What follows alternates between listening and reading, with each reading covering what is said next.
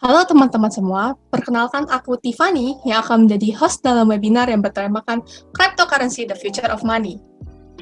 Sebelum kita memulai acara ini, ada baiknya kita berdoa terlebih dahulu. Doa akan saya pimpin secara universal. Ya Tuhan, terima kasih telah mengumpulkan kami semua dalam seminar kali ini. Semoga kami mampu memahami materi yang diberikan dalam webinar ini, dan webinar ini dapat berjalan dengan lancar sesuai dengan apa yang sudah kami rencanakan. Amin. Webinar yang bertemakan Cryptocurrency The Future of Money ini akan dibawa oleh Mr. Yorat Johannes Chandra sebagai narasumber dan Mr. Nitesh Gianchandani sebagai moderator yang keduanya berasal dari Nagaya Technologies Pte. Ltd. Perusahaan ini bekerja di bidang cryptocurrency berdasarkan emas dengan proyek anak perusahaan seperti fasilitas pengolahan biji mineral, fasilitas penambangan mineral, properti, hiburan, yang akan mendukung kenaikan cadangan emasnya. Tidak lupa juga bahwa acara ini didukung oleh BNMC, HIMSISWO, BNEC, Creative ID, Event Campus, dan juga Info Belajar Daring. Demi kelancaran jalannya webinar kali ini, ada beberapa peraturan yang harus ditaati, yaitu jangan lupa untuk merename nama kalian menjadi NIM dan nama bagi binusian, dan nama lengkap saja bagi non-binusian. Hadir paling lambat 30 menit setelah acara dimulai. Mohon bantuannya ya teman-teman untuk mengingatkan teman-teman lainnya yang belum masuk. Jangan lupa untuk mematikan audio kalian dan video. Setelah materi selesai, akan diberikan kesempatan untuk bertanya. Bisa menggunakan fitur raise hand atau mengirimkannya ke panitia Q&A atau ke kolom chat. Di akhir sesi akan diberikan form yang digunakan sebagai bukti kehadiran dan untuk mendapatkan e-certificate serta SRT points bagi binusian. Untuk selanjutnya, akan saya serahkan kepada Mr. Nitesh. Terima kasih. Oke, selamat siang teman-teman. Siang. Yang jawab cuma satu nih, yang lainnya kemana semua ya? Selamat siang teman-teman. Siang Pak. Siang. Siang. Oke. Wah, giliran semua pada jawab, ini ramai sekali ya. Oke, selamat datang ya teman-teman di seminar BSSC hari ini tentang cryptocurrency dan blockchain. Terima kasih banyak atas kehadirannya semuanya. Wah, ini ruangan ada 3.000 orang ya, luar biasa ya. Oke, sebelum kita mulai, perkenalkan nama saya adalah Nitesh Gianchandani. Ya, bagi para komite ya beberapa sudah kenal dengan saya. Bagi beberapa dari teman-teman di sini mungkin belum pernah kenal. Beberapa dari kalian mungkin berpikir ini orang dari mana gitu ya? Apakah dari Indonesia? Bukan sih. Oke, saya asli Indonesia ya. Saya representatif dari Nagaya Technologies. Ya, selain itu di sini juga hadir founder dan CEO ya dari Nagaya Technologies, yaitu Mr. Yorat Johannes Chandra. Beliau juga ada hadir di antara kita. Bisa kelihatan? Bisa ya. Beliau yang backgroundnya ini jembatan yang tinggi ya, jembatan yang panjang.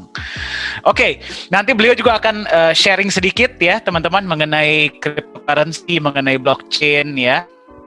Jadi kalau memang nanti ada pertanyaan dan sebagainya, nanti boleh ditanyakan. Ya, by the way, di sini teman-teman hari ini pada kuliah nggak? Boleh di chat atau boleh pakai ini ya, audionya boleh. Enggak sih, enggak Kak. Free lah. Oh, ada yang free, ada yang kuliah ya. Kalau yang nggak kuliah berarti hari ini mager dong ya? Wah, tapi luar biasa ya. Tapi masih pada hadir ya hari ini di seminar BSSC ya. Ini berarti semangat belajarnya luar biasa atau memang nggak ada kegiatan lain nih? Ya, oke. Ya, teman-teman, sebelum kita mulai hari ini aku akan sharing sedikit ya mengenai apa yang teman-teman akan dapatkan hari ini dan setelah itu sedikit ground rules. Ya, seminar ini nanti bagaimana sih dan nanti apa aja yang akan kita dapatkan ya. Yang pertama, kita hari ini akan berbicara tentang cryptocurrency. Ya, terus habis itu kita juga akan berbicara tentang blockchain, ya kan, tentang apa sih peluangnya teman-teman nanti ke depannya, masa depannya bagaimana sih blockchain itu, ya kan. Terus kalau ada tantangannya pun apa solusinya, ya. Dan yang paling penting adalah bagaimana sih teman-teman can have a piece of the future, ya, teman-teman bagaimana sih bisa juga apa ya ikut menjadi bagian ya dari revolusi yang luar biasa ini. Oke, sebelum aku mulai, aku mau nanya, di sini teman-teman ada yang sudah familiar belum dengan dunia kripto? Pernah berinvestasi mungkin, atau pernah dengar tentang Bitcoin, atau gimana? Pernah? Boleh di-sharing di chat? Pernah dengar doang Kak? Oke, ya. Oke, ada yang belum? Ada lagi? Belum mencoba, taunya akses dark web. Wah, bahaya nih jawabannya ya. Pakai Bitcoin ya, ini apa namanya, mungkin namanya bisa anonymous juga ya biar nggak ketahuan. Sering dengar aja sih Kak, saya pernah ditipu. Oke, good answer ya, saya juga. Sama kita ya. Miningnya susah Kak, benar ya. Nanti Pak Johannes mungkin boleh sharing karena beliau juga mining. Ya, beliau ada juga mining dan jalanin juga kriptonya luar biasa. Saudara udah pernah invest di Bitcoin, cuan nggak? Kalau nggak dijawab berarti nggak cuan, nggak apa-apa. Ya, Maret terjun bebas, iya, terjun bebas. Nggak Kak, oke belum sama sekali. Oke, ya, berarti beberapa rumit caranya. Ya nanti kita ajarin. Ya nanti kita nggak kita nggak ajarin cara investasi cryptocurrency-nya ya, cara bikin account dan segalanya, tapi kita lebih mengajarkan bagaimana sih cara memilih ya kan cryptocurrency yang benar, ya kan, perusahaannya yang benar bagaimana, agar teman-teman nggak pada terjun bebas ya, nggak pada minimal kalau terjun bebas pun ada parasutnya ya, jadi nggak jatuh ke lantai. Oke. Ya, jadi sedikit ground rules ya sebelum kita mulai, teman-teman. Saya punya pertanyaan. Mau sesinya fun atau mau sesinya boring? Cryptocurrency itu legal nggak sih Kak aslinya? Wah, udah ada pertanyaan luar biasa ya. Nanti kita discuss ya legal atau enggaknya. Fun, oke. Yang lainnya, mau sesinya fun atau boring? Fun Kak, fun. Fun, oke. Ini bener ya, kalau aku bilang fun, berarti kalian mesti ikut interaksi ya nanti ya. Kalau ditanya pertanyaan, jawab ya. Oke? Fun banget, F-U-N, fun and serious. Oke, berarti harus equal ya, ada perbandingannya. Fun, oke. Ya, oke. Karena mayoritas maunya fun, nanti kita bikin fun ya, Pak Johannes ya. Kita harus bikin fun ya berarti ya. Oke, so mari kita masuk ke materi ya. Sebelum kita masuk ke apa itu cryptocurrency, apa itu blockchain ya, sebelumnya mari kita berbicara sedikit mengenai evolusi mata uang. Di sini by the way semua mahasiswa ekonomi atau campur? Campur Kak, oke. Dari mana aja nih? Bisnis, oke. Dari fakultas mana aja nih? Sastra Jepang, oke. Cyber, seni rupa, oke. Sistem informasi, psikologi, oke. Wah, variasi ya berarti ya, luar biasa hari ini. Finance, oke. SI, ya berarti aku akan lebih berbicara lebih ke apa ya? Bagaimana sih agar bahasa yang rumit, cryptocurrency ya kan, bahasa yang rumit bisa kita buat mudah. Oke, IBM. Oke, ya. Aku mulai share screen ya. CS. Oke. Sebentar. Oke, teman-teman mungkin boleh di-sharing materinya, teman-teman biasa sih. Oh, aku bisa share sendiri. Oke. Aku nggak akan merepotkan kalian. Maafkan diriku. Ya, oke. Bisa kelihatan screen-nya? Bisa kelihatan ya? Oke, ya, cryptocurrency, the future of money. Aku sambil ngeliatin chat ya. Jelas Kak? Oke. Sebelum kita masuk ke apa itu kripto ya, apa itu blockchain, ya kan? Oke, sekarang kenapa nggak jalan dia? Sebentar. mari kita berbicara sedikit mengenai sejarah mata uang. Ya, jadi teman-teman yang bukan yang non finance, non bisnis pun jangan khawatir. Ya, kita akan buat materi ini sesimpel mungkin, jadi teman-teman bisa paham. Oke. Zaman nenek moyang kita yang benar-benar paling awal, ya kan? Mereka kalau misalnya mau transaksi, ya kan? Mereka menggunakan apa? Mereka menggunakan yang namanya barter. Ya, barter itu apa? Kegiatan tukar menukar yang dilakukan oleh dua pihak tanpa menggunakan perantara alat bayar. Ya, jadi teman-teman kalau misalnya kalian ingin punya ikan misalnya, ya kayak di foto ini, ya kalian ingin punya ikan, kalian punya ayam, ya kalian tukeran, cari orang yang butuh ayam, kalian dapat ikan, ya seperti itu. Ya, atau misalnya teman-teman butuh sayuran dan teman-teman punya apa gitu ya, misalnya punya sapi gitu, kalian bisa tukeran. Apa tantangan utama dari barter? Ya, yang pertama adalah fleksibilitasnya terbatas. Oke teman-teman, kita boleh sambil diskusi ya. Kalau ada yang mau ditambahkan juga boleh ya, nanti jadi kita interaksi sama-sama ya. Yang pertama, fleksibilitasnya terbatas. Berarti apa? Misalnya teman-teman butuh besi, ya kan, besi baja, dan teman-teman punya kayu, ya kan, belum berarti semua orang yang punya besi itu butuh kayu, betul nggak? Ya, siapa tahu dia butuhnya apa misalnya, batu, ya kan, contohnya, ya, tapi teman-teman nggak punya, jadi ya transaksi itu tidak bisa terjadi, ya. Yang kedua, mobilitasnya terbatas. Teman-teman bayangin, kalau kalian butuhnya ayam, tapi kalian punya sapi. Sapinya dibawa kemana-mana ribet juga ya. Ya kan? Terus masuk kantong juga nggak muat. Ya kan? Jadi mobilitasnya sangat terbatas. Apalagi kalau teman-teman harus pergi ke kota lain untuk nyari dan sebagainya. Ya, jadi barter itu kurang efektif ya, kurang efektif dalam bertransaksi. Ya, muncullah yang namanya, nih ada yang chat, ya Kak izin ke toilet, silahkan ya, jangan khawatir. Ya, pertama kali muncul yang namanya uang logam, teman-teman. Ya, uang logam itu dibuat dari campuran emas dan perak yang disebut dengan elektrum. Pertama kali di bangsa Lydia. Bangsa Lydia ini dekat Turki. Ya. Ya, jadi kalau misal teman-teman butuh sesuatu, misalnya ya, kalian butuh bahan-bahan makanan, misal rempah-rempah, harganya adalah sekian uang logam. Ya, sekian uang logam ditukarkan dengan rempah-rempah yang kalian butuhkan. Jadi sangat lebih mudah ya, sambil makan happy, gak apa-apa, hehehe, makan semuanya. Silahkan ya, silahkan. Kita udah makan kok tadi. Ya, jangan kalau belum makan pingsan loh ntar, bahaya ya. Ya, oke. Tantangan utama dari uang logam ya teman-teman pasti tahu ya. Yang pertama, teman-teman bawa uang logam dengan jumlah yang besar nggak aman ya. Di awal inilah yang namanya begal itu muncul pertama kalinya teman-teman. Ya, jadi bayangin lagi bawa karung-karungan isinya uang logam, ya tiba-tiba ditodong, kasih nggak? Ya, nah, itu kan bahaya. Ya, terus pada saat itu logam mulia juga terbatas.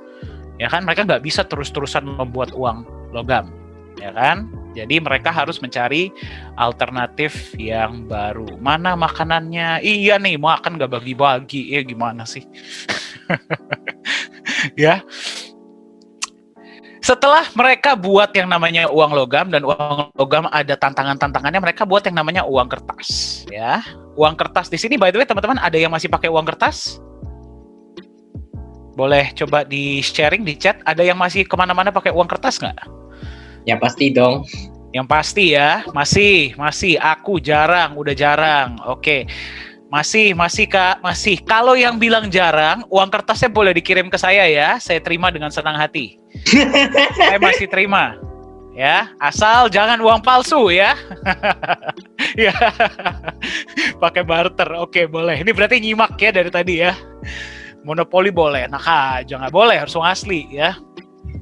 Oke, uang kertas ini pertama kali dibuat oleh bangsa China, teman-teman. Ya, jadi pada saat itu simpelnya gini. Ya, teman-teman, daripada bawa emasnya kemana-mana, mendingan nih logamnya kasih ke saya kasih kertas yang bertandakan teman-teman punya sekian uang logam yang disimpan dengan saya. Itu artinya apa? Itu disebut dengan IOU. Ya, saya hutang kepada Anda, simpelnya IOU.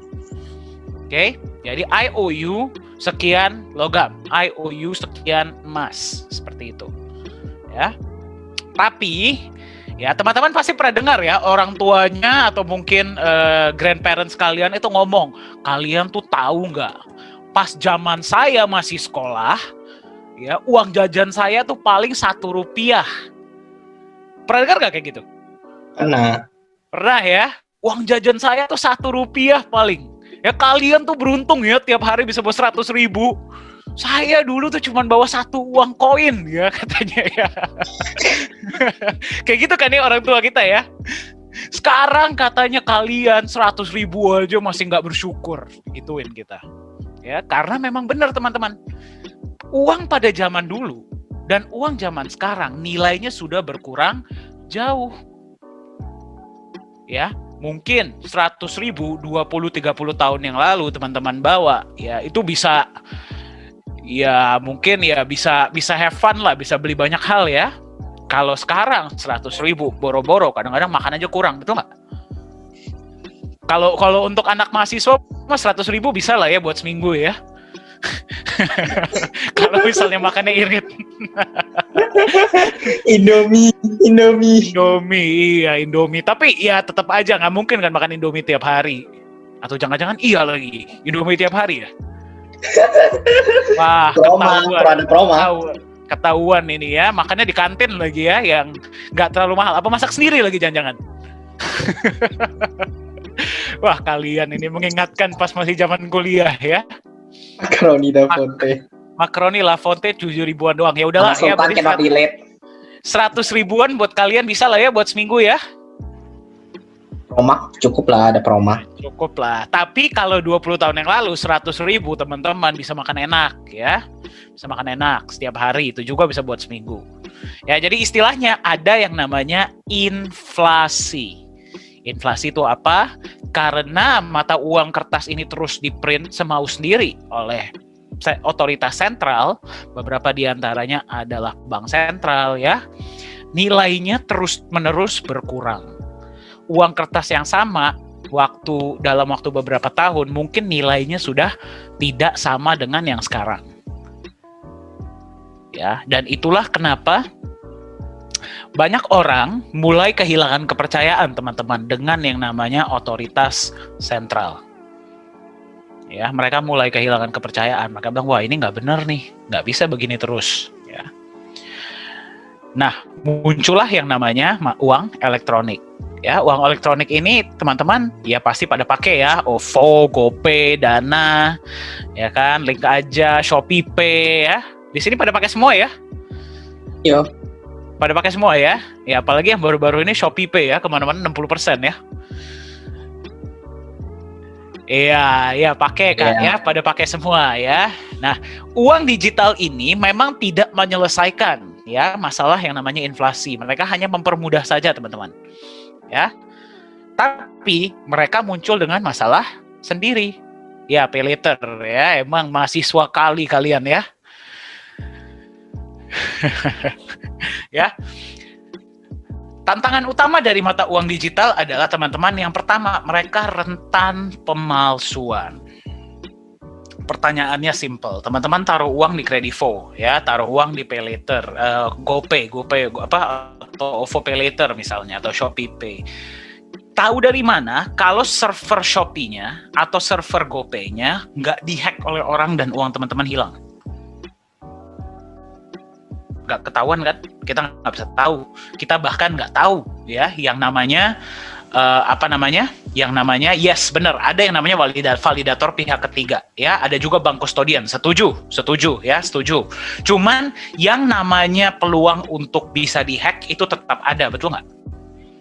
Ya, kita ngomong OJK, mari kita lihat yang baru-baru ini kasus Jiwasraya ya, yang validasi buktinya OJK juga tapi jebol juga kan. Ya kan, jadi kita the thing is kita nggak tahu, ya.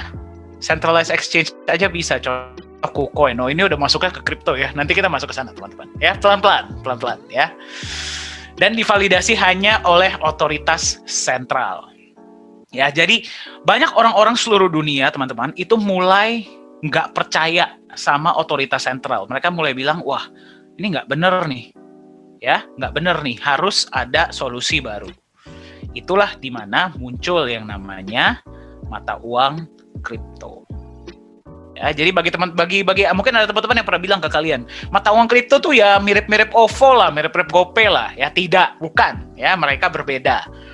Apa perbedaannya? Mata uang kripto itu diciptakan dengan menggunakan ya sistem kriptografi, blockchain dan ledger terdistribusi. Ini teman-teman CS pasti pada tahu ya, pasti pada paham bahasa ini.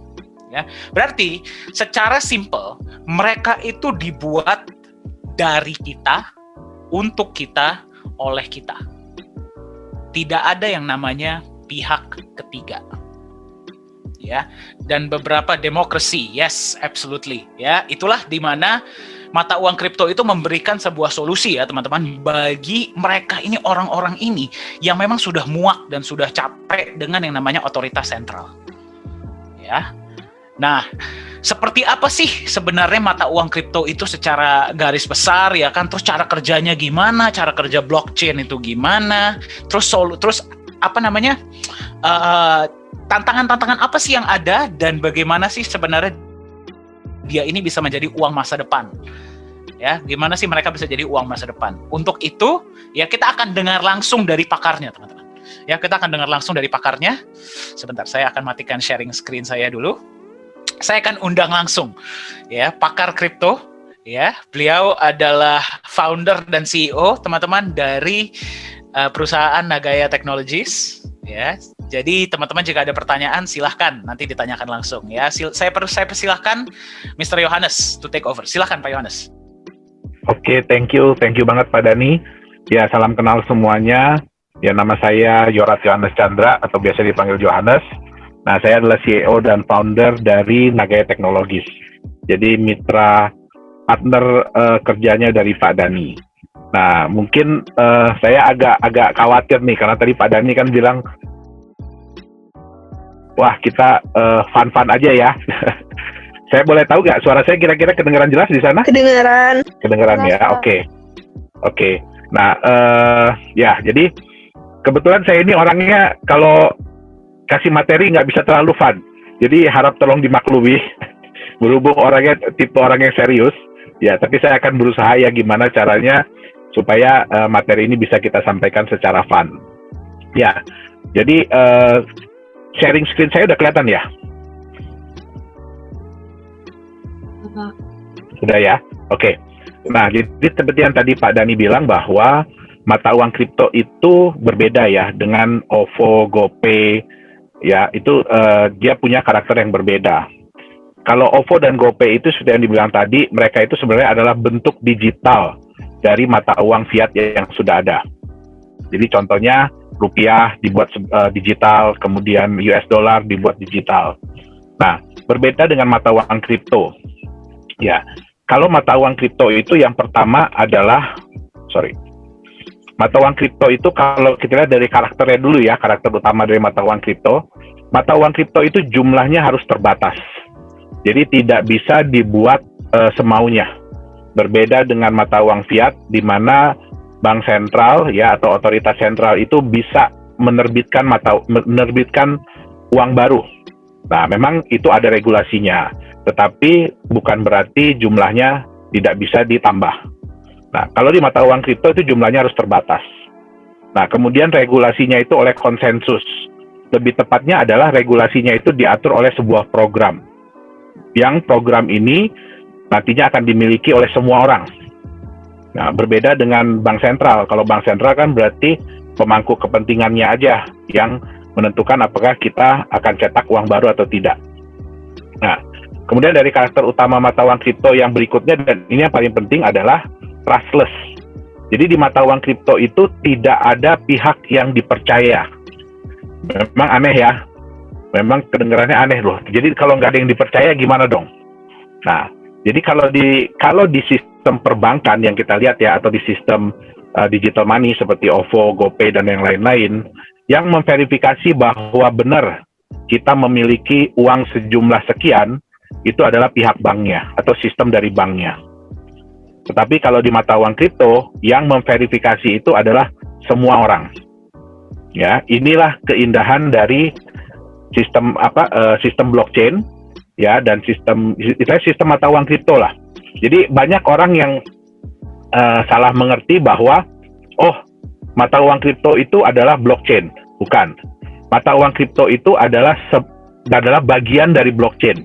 Jadi mata uang kripto itu sebenarnya menggunakan sistem blockchain. Nah, di mata uang kripto itu menggunakan ada 3 sistem, yaitu sistem blockchain, distributed ledger, dan enkripsi. Nah, trustless ini adalah bagian dari distributed ledger, di mana semua orang itu megang catatan.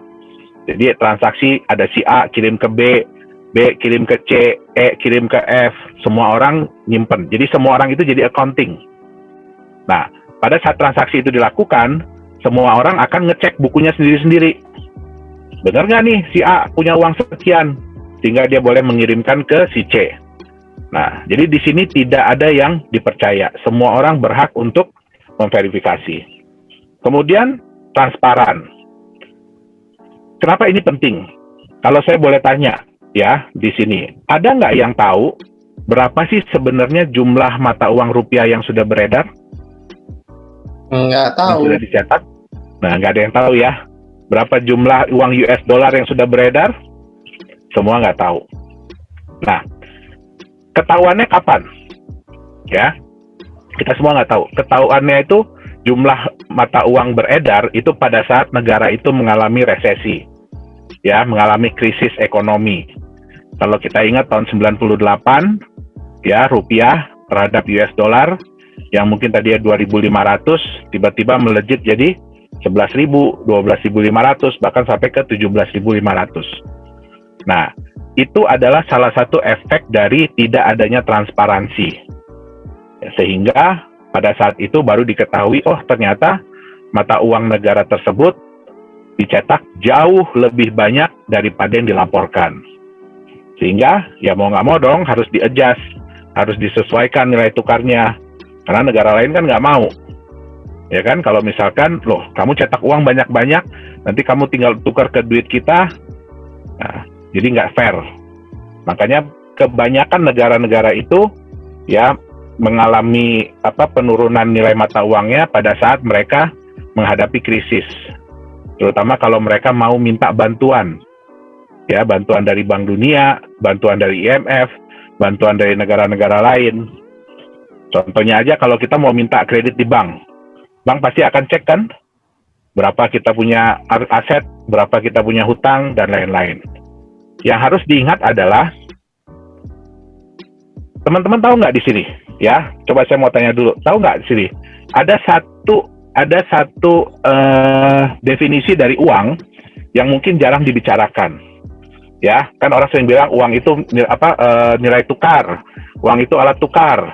Ya, ada satu definisi yang jarang dibicarakan. Mungkin ada yang tahu uang itu sebenarnya apa sih? Boleh nggak saya tanya di sini? Ini, sorry, bagaimana saya melihat chat? Oke, store of value. Nah, ada yang tahu lagi? Uang itu apa sebenarnya? Sebenarnya tadi Pak Dani udah bicara loh. Uang kertas itu sebenarnya apa? Legal tender, alat tukar. Ya, transfer kepercayaan. Oke. Tadi Pak Dani kan udah cerita ya, uang itu adalah IOU. Saya hutang kepada kamu. Jadi, uang itu sebenarnya adalah surat hutang sebuah negara kepada masyarakatnya, kepada orang-orang yang memiliki hutang yang memiliki uang tersebut. Oke. Nah, itu sebenarnya uang. Bayangkan kalau kita mengutang, ini kayak saya ngutang ke teman-teman, ya, saya bisa bikin surat hutang itu sebanyak-banyaknya. Nah, itu kira-kira begitu. Kan nggak lucu ya, maksudnya nggak fair gitu loh. Kok bisa kita berhutang tapi hutang itu terus-terusan kita tambah. Nah, di mata uang kripto yang paling penting adalah transparan. Transparan dalam arti kata orang bisa tahu berapa jumlah yang sudah dibuat, berapa jumlah maksimum yang sudah ditentukan. Nah, jadi semuanya transparan. Kemudian setiap transaksi, ada si A transfer ke si B, jumlahnya sekian, tanggal berapa, itu semua bisa dilihat. Ya, tetapi, nah ini yang lucu, transparan tapi anonymous. Transparan tapi nggak ada yang tahu. Transparan dalam arti kata semua orang bisa lihat ada transaksi yang terjadi, tetapi mereka tidak bisa tahu siapa si A dan siapa si B. Nah, itu indahnya. Oke, bayangin, mungkin pernah dengar ya, ya, orang ini beli barang sama saya, transfer pakai sebuah bank ya, tapi udah malam jam 10. Nah, dia bilang sudah kirim, dia kirim bukti transfernya, dia maksa-maksa untuk barangnya segera dikirim. Tapi ternyata nggak kejadian. Maksudnya barangnya nggak bener-bener, uangnya nggak bener-bener masuk di kita. Nah, kalau di sistem seperti itu, berarti kan kita harus nunggu banknya. Besok telepon, bener nggak udah masuk, dan yang lain-lain. Nanti ada sistem maintenance dan lain-lain. Tapi kalau di mata uang kripto, semua ini bisa dilihat dengan jelas.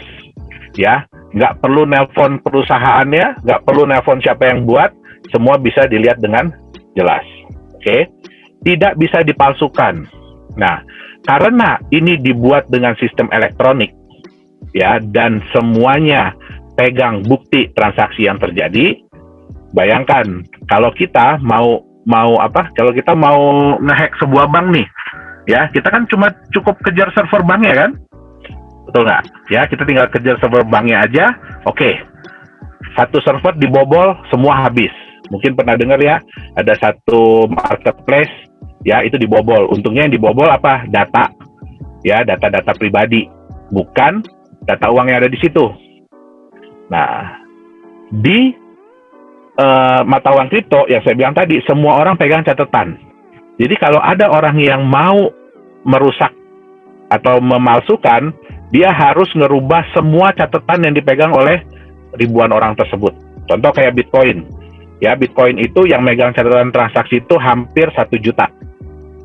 Nah, hampir 1 juta orang. Jadi kalau ada yang mau niat untuk ngerubah, dia harus merubah paling sedikit 500.000 dalam waktu yang bersamaan. Makanya dibilang tamper proof, karena sangat sulit untuk dipalsukan. Nah, karakternya juga harus transferable. Artinya apa? Teman-teman harus bisa, kalau punya sebuah mata uang kripto, harus bisa ditransfer antara si A dengan si B. Itu dia, ya. Itu karakter utama dari mata uang kripto. Nah, ini yang saya bilang tadi, mata uang kripto itu adalah sebuah digital money. Ya, jadi uang digital. Tapi bukan berarti digital money itu adalah mata uang kripto. Ya, apa perbedaannya? Mata uang kripto itu adalah mata uang independen.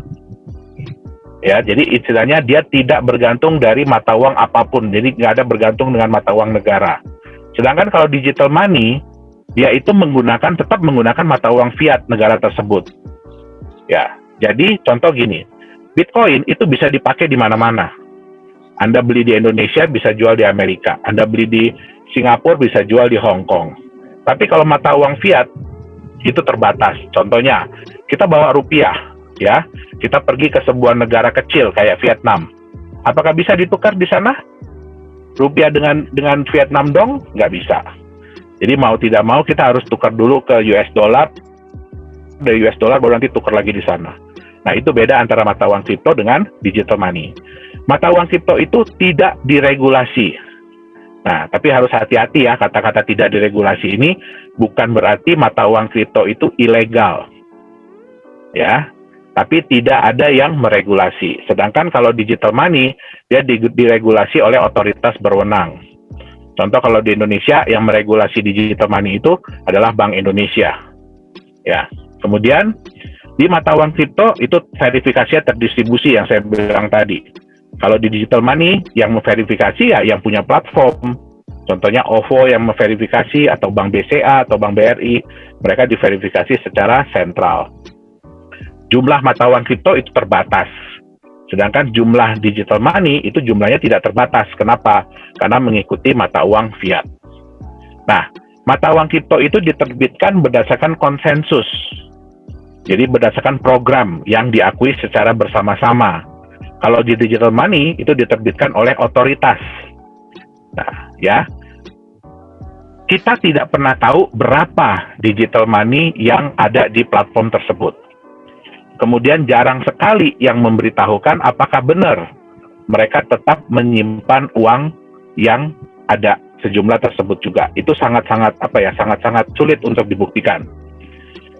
Nah, mata uang kripto itu yang paling penting adalah dia menggunakan ledger yang terdistribusi. Artinya setiap orang berhak untuk menyimpan catatan transaksi. Tapi kalau di digital money, yang menyimpan catatan transaksi adalah platform yang digunakan. Oke. Nah, mata uang kripto menggunakan teknologi blockchain. Ya, memang di sini kita tidak membahas secara detail apa itu teknologi blockchain. Digital money itu tidak menggunakan teknologi blockchain. Ya. Nah, mata uang kripto menggunakan enkripsi, digital money pun sebenarnya menggunakan enkripsi, tetapi tidak sedalam mata uang kripto enkripsinya. Jadi enkripsinya itu lebih untuk melindungi database aja, bukan seperti di mata uang kripto, yang benar-benar nilainya pun dienkripsi. Oke. Nah, ini apa itu blockchain technology? Ya, blockchain technology itu adalah sebuah sistem database. Ya, jadi blockchain teknologi itu sebenarnya sistem database. Kalau anak-anak IT di sini, ya sistem informatika, IT, ya tahulah sebenarnya, ya sistem database yang memiliki karakter data yang bersifat immutable. Jadi tidak bisa diedit, tidak bisa dihapus, ya hanya bisa ditambahkan atau append only.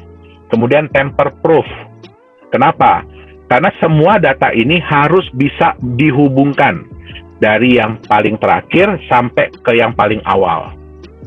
Nah, itu yang disebut dengan blockchain. Jadi setiap data itu, sejumlah data dikumpulkan menjadi satu data besar, kemudian data besar ini harus bisa berhubungan dengan data-data besar yang lain yang sudah terjadi sebelumnya. Nah, semua ini diamankan dengan menggunakan kriptografik. Itu dia. Oke. Nah, karena data-data ini harus berhubungan dari awal sampai ke akhir. Kemudian semua orang pegang data-data ini. Sehingga untuk memalsukan atau untuk merusak dari database yang ada, itu butuh biaya yang sangat besar. Jadi nggak bisa Anda cuma jago hack, cuma jago di dark web, cuma jago di ini, ya itu nggak bisa untuk mentemper dari sebuah blockchain teknologi atau mata uang kripto. Dia butuh jauh lebih banyak alat, butuh jauh lebih banyak biaya. Oke. Nah, bagaimana sih sebenarnya ya cara kerja dari blockchain? Ini kita kasih lihat yang simple-simpelnya aja. Jadi kalau ada orang yang membuat sebuah transaksi, jadi dia ngirim ke seseorang transaksi, ya transaksi dia ini akan dikumpulkan. Jadi semua transaksi yang ada itu akan dikumpulkan menjadi satu blok. Nah, dari blok ini akan dikirimkan ke semua orang yang memegang database. Jadi yang memegang buku transaksi, ledger. Ya, nah semua yang memegang ini dia akan ngecek. Dia ngecek data-data belakang ini, boleh nggak ya si A ini kirim ya, benar nggak dia punya uang sekian nih. Nah, satu saja memverifikasi bahwa transaksi itu tidak benar, maka si A ini akan dikeluarkan dari sistem. Jadi nggak segampang itu. Itu yang dibilang dengan IP dia akan diblok. Jadi kalau dia mau nyambung lagi, dia harus cari komputer lain, ya. Nah, jadi nggak bisa segampang itu.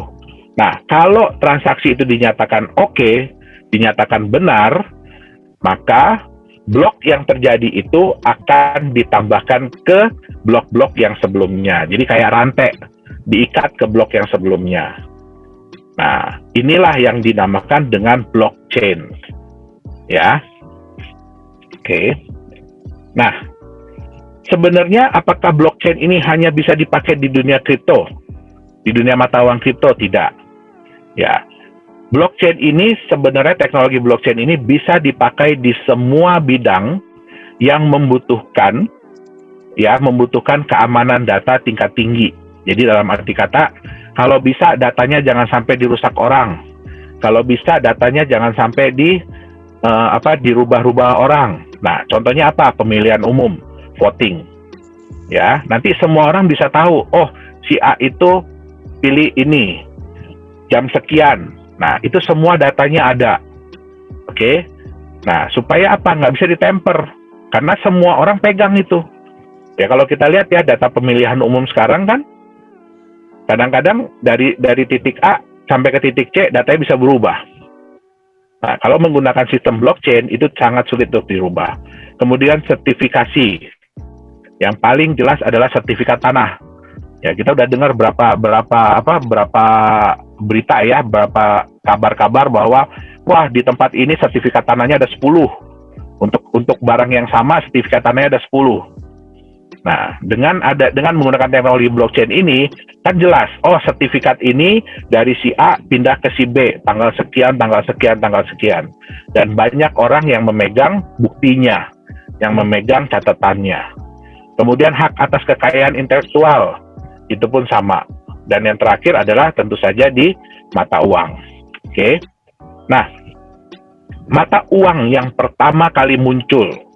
Jadi hebohnya tentang blockchain, hebohnya tentang distributed ledger, tentang encryption ini ya awal muasalnya itu dari orang yang namanya Satoshi Nakamoto. Ya, itu awalnya. Mungkin yang udah pernah main Bitcoin, udah pernah mempelajari tentang Bitcoin, tahu Satoshi Nakamoto. Ada yang pernah ketemu sama orangnya? Nggak pernah. Saya kepencet. Ya, ada yang udah pernah ketemu dengan orangnya? Belum pernah ada yang ngelihat. Bahkan, apakah dia orang Jepang? Bukan, dia bukan orang Jepang. Ya. Nah, jadi kemungkinan besar dia adalah orang Amerika. Gitu. Kalau dilihat dari siapa sih, komputer mana sih yang pertama kali terhubung dengan jaringan Bitcoin. Nah, jadi itu kemungkinan orang Amerika.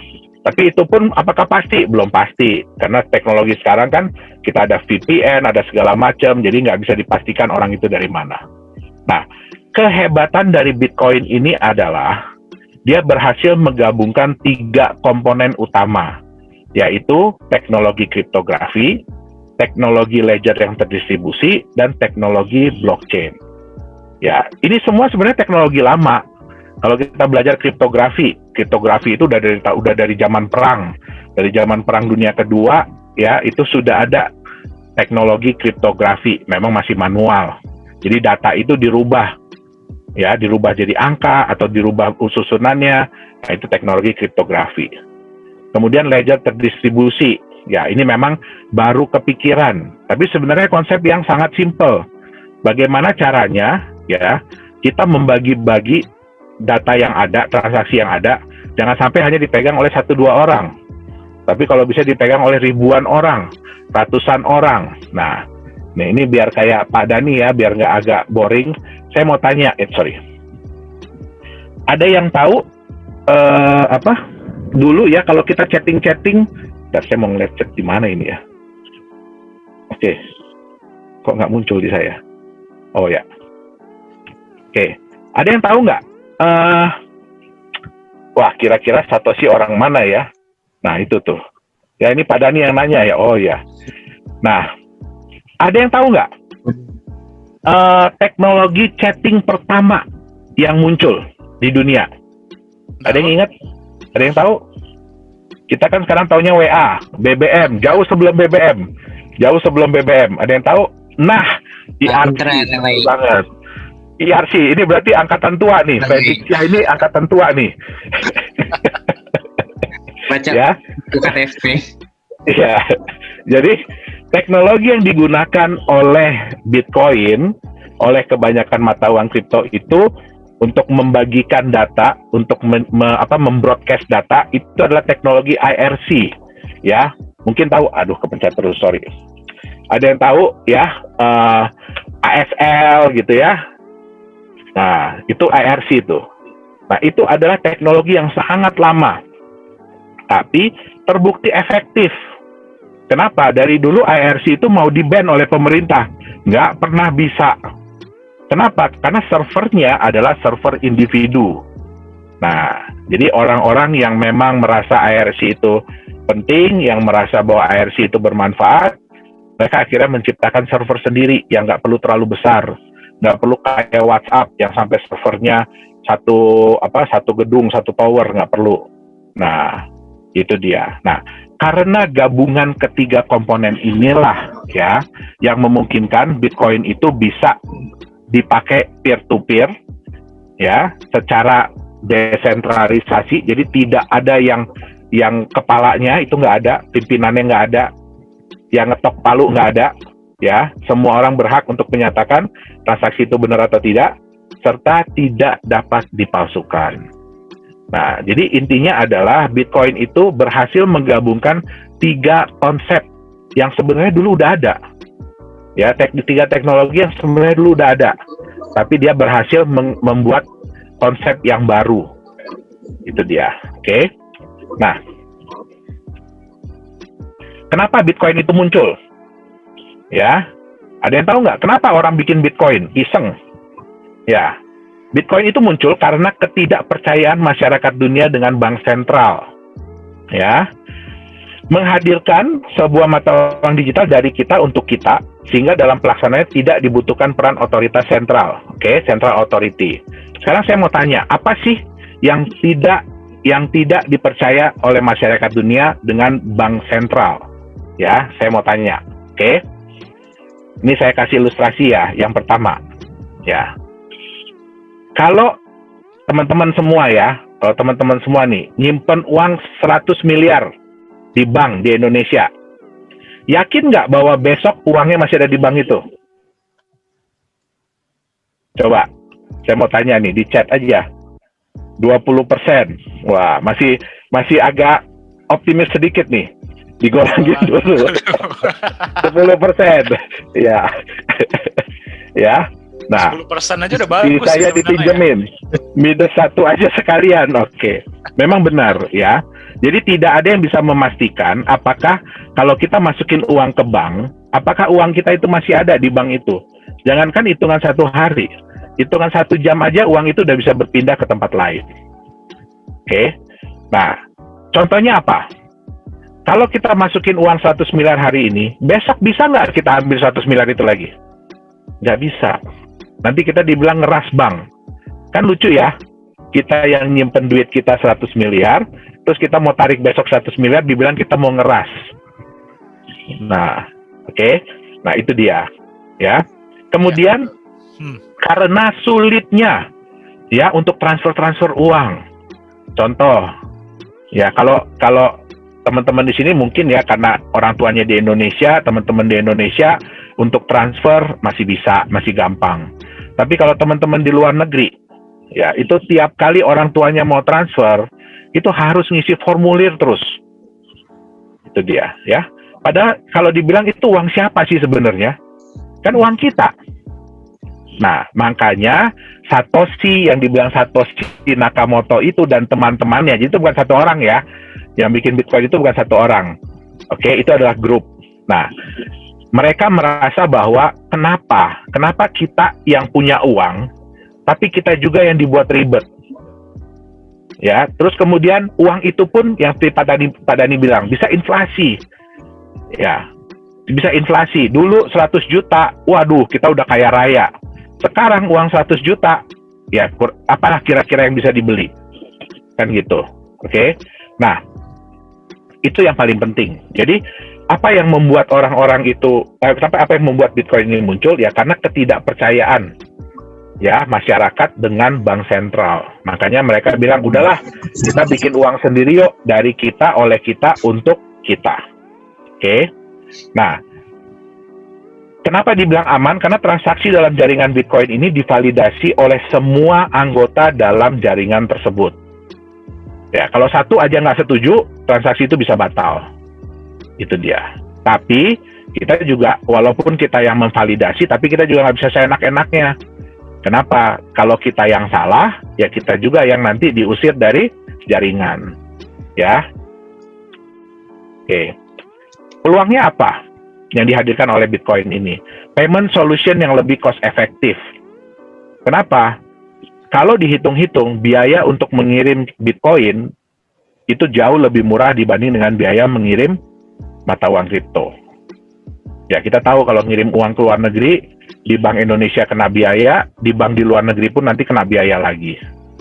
Itu dia. Padahal yang dikirim apakah benar-benar lembarannya? Bukan. Yang dikirim itu hanya angkanya. Ya. Yang dikirim hanya angkanya saja. Oke? Nah, transfer uang yang jauh lebih nyaman. Nggak perlu ke bank. Nggak perlu ngisi formulir-formulir yang aneh-aneh. Ya. Tinggal pakai komputer, masukin alamat address yang dikirim, ya kan, berapa jumlahnya, tinggal diklik, uangnya nyampe. Itu dia. Oke? Nah, tidak dapat dipalsukan. Ya, tentu aja kita nggak mau dong ya, tiba-tiba terima uang palsu gitu. Ya, Pak Dani aja tadi dikasih gratis aja nggak mau terima uang palsu. Ya, itu loh. Apalagi kalau uang itu benar-benar uang kita, tiba-tiba kita terima dari bank atau dari mana uang palsu. Kan sakit hatinya luar biasa. Ya kan? Apalagi itu uang selembar-selembar yang diambil, dan selembar-selembar itu pula yang palsu. Itu dia. Oke? Nah, keamanan identitas. Ya, memang ini pro dan kontra ya. Jadi kita jangan ngebahas dulu dari aspek legalnya. Ini memang pro dan kontra. Makanya kalau dibilang, wah, Bitcoin itu sering dipakai di dunia dark web. Bitcoin itu sering dipakai di perdagangan narkotika, ilegal, senjata, obat-obatan. Ya, sebelum Bitcoin muncul, yang dipakai apa? US dollar kan? Nah, jadi yang salah itu bukan teknologinya. Yang salah itu bukan bendanya. Tetapi yang salah adalah orang-orang yang memanfaatkan untuk niat yang kurang bagus. Nah, itu pun bisa terjadi di banyak hal. Jadi bukan hanya di mata uang kripto. Oke? Nah, dapat dijadikan instrumen investasi. Mungkin di sini ada tadi yang bilang ya, wah saya ditipu, ya kan? Saya kena scam. Nah, saya udah beli, harganya jatuh terus, gitu kan? Nah, ini adalah peluang, ya, peluang yang bisa dihadirkan. Memang tetap ada kekurangannya ya, tetap ada kekurangannya. Karena kalau kita lihat sekarang, ya, perbandingan kapitalisasi pasar cryptocurrency dengan stocks, dengan New York Stock Exchange, kita lihat di sini aja. Dalam 10 tahun, ya, itu kalau kita tarik garis panjang, diprediksi bahwa market dari cryptocurrency ini bisa jauh melebihi daripada market saham. Market saham memang sudah berjalan, ya, sudah berjalan puluhan tahun. Dia market cap-nya lebih dari 16 triliun dolar. Ya, di cryptocurrency memang baru angka miliar dolar. Ya, tapi cryptocurrency baru 10 tahun. Mungkin yang efektif baru 5-6 tahun ke belakang, 7 tahun ke belakang. Nah, dibanding dengan 40 tahun. 40 tahun lebih, lebih mungkin ya, 50 tahun lebih dari pasar saham. Jadi memang dilihat mulai banyak orang-orang yang mulai memutuskan untuk berinvestasi di mata uang kripto. Oke, atau aset kripto. Sorry, screen share saya tidak berjalan. Oh, ini ya, oke. Nah, sekarang perbedaan mata uang fiat dengan mata uang kripto apa sih? Ya, kalau mata uang fiat jumlahnya tidak terbatas, mata uang kripto jumlahnya terbatas, ya. Mata uang fiat itu ya didominasi oleh bank sentral. Kalau mata uang kripto decentralized, tidak ada yang bisa mendominasi, tidak ada yang bisa mengatur, tidak ada yang punya kekuatan yang paling super. Nah, dapat dipalsukan mata uang fiat, ya. Nah, kalau di mata uang kripto tidak dapat dipalsukan. Pasarnya terbatas mata uang fiat yang tadi saya sampaikan. Kita bawa rupiah pergi ke sebuah negara kecil, apakah bisa langsung ditukar dengan mata uang negara tersebut? Nggak bisa. Karena ada beberapa negara yang memang mereka tidak mengakui, mereka tidak menerima.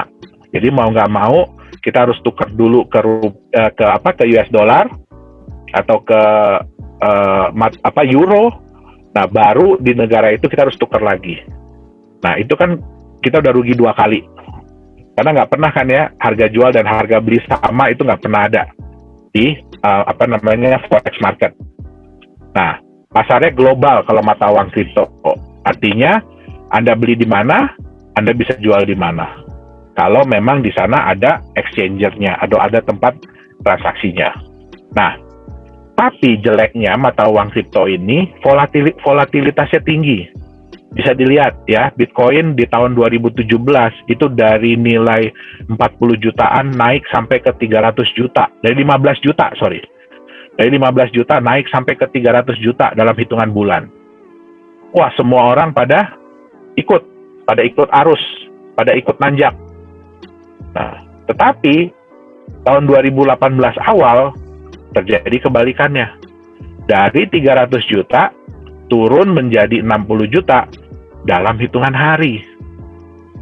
Nah, kalau kita bisa lihat di mata uang kripto, itu yang namanya naik turun 10%, 20%, 30%, itu hal biasa. Tetapi sayangnya, kita ini bukan trader. Ya, mayoritas orang-orang yang bermain di cryptocurrency itu bukan trader. Nah, sehingga apa? Ya, kebanyakan kalah. Nah, ini kenapa mata uang kripto itu belum bisa diterima oleh masyarakat luar sebagai the next currency. Jadi sebagai mata uang masa depan. Belum bisa karena volatilitasnya masih tinggi. Ya. Kemudian kepercayaan masyarakat itu masih rendah. Ini benar nggak ya? Ya kan? Ini siapa yang punya ya? Ini legal nggak ya? Ya, jadi semua itu masih dipertanyakan, masih banyak pertanyaan-pertanyaan. Ya, sehingga belum bisa dijadikan sebagai the next currency, mata uang masa depan. Belum bisa, bukannya tidak bisa, tapi belum bisa. Oke, 90% dari mereka yang ada, ya itu nilainya tuh drop dalam jangka panjang. Bayangkan, Anda beli sesuatu, mungkin nilainya 100.000 hari ini, tiba-tiba 3, 4, 5, 6 bulan kemudian tinggal 10.000, tinggal 8.000, tinggal 5.000. Udah gitu nggak naik-naik lagi. Nah, ini juga yang membuat kepercayaan orang tuh turun. Ya, jadi ini kayak apa ya? Kalau dibilang kayak lingkaran setan. Itu dia. Yang satu tidak bisa menunjang yang lain, malah semakin menjatuhkan. Oke. Nah, volatilitas di kripto itu kenapa? Kenapa bisa terjadi? Ya, karena mereka tidak punya yang namanya aset pelindung. Jadi mereka itu benar-benar hanya angka digital. Dan mereka benar-benar hanya bergantung dari yang namanya kepercayaan, trust. Oke. Nah, kalau tidak ada aset pelindung dan hanya bergantung dari kepercayaan, yang terjadi apa? Harga awal yang ada. Kalau orang-orang percaya, orang-orang tambah percaya dengan mata uang kripto tersebut, ya, kepercayaannya naik. Orang-orang pada beli, sehingga harganya pasti akan naik. Harga naik, orang tambah percaya. Betul nggak? Karena kan satu faktor adalah kepercayaan. Mereka nggak bisa melihat hal-hal lain. Mereka nggak bisa melihat faktor-faktor lain. Nah, harga tambah naik, orang tambah percaya. Nah, akhirnya harganya jadi semakin besar. Kalau begini, bagus. Tapi apakah orang akan percaya terus? Enggak. Pasti ada kebalikannya. Ya. Nah, kebalikannya gimana? Harga udah besar, tiba-tiba karena satu dan lain hal, ada berita ABC, rumor ABC, orang turun kepercayaannya. Sehingga harganya juga turun. Harga turun, bikin kepercayaan tambah turun. Harganya lebih turun lagi. Nah, jadi inilah volatilitas kripto.